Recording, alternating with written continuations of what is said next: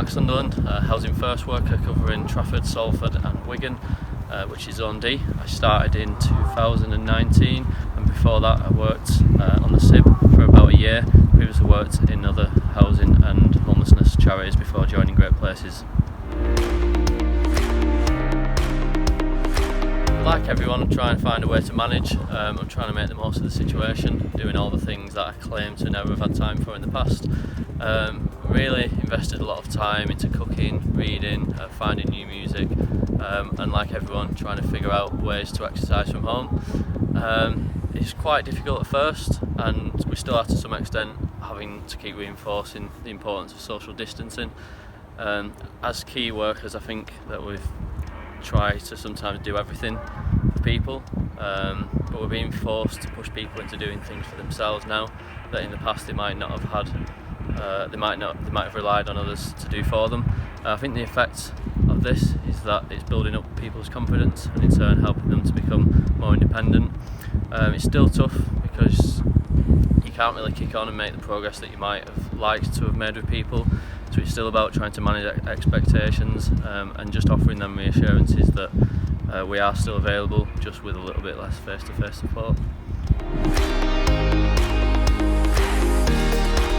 We've been meeting every day via video chat, and this has proved to be quite a useful tool to stay in touch. We're able to share our workload, exchange ideas and discuss cases amongst each other.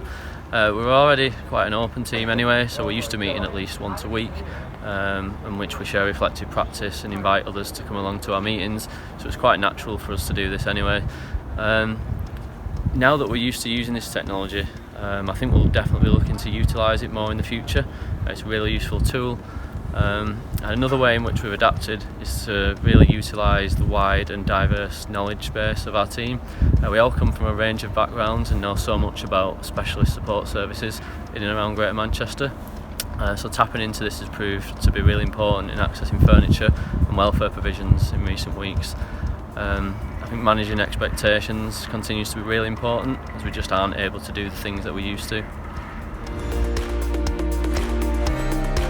It's hard to really think of one particular moment as such. I think most of the outcomes that we tend to get are the result of a lot of hard work over a number of months with input from a variety of services. Since the start of the pandemic, I think that we've all worked really hard on tenancy sign-ups and move-ins. For me personally, it's been amazing to see one of my guys taken out of a night shelter, which he was there for quite a long time, in and out on the street and back in. He's gone into his own property, albeit on a temporary basis, but he's taken so much work to get even to that point. He's been on such a long journey and it's such a difficult journey. I think it's great to see him given the opportunity to start again in a space that he can call his own.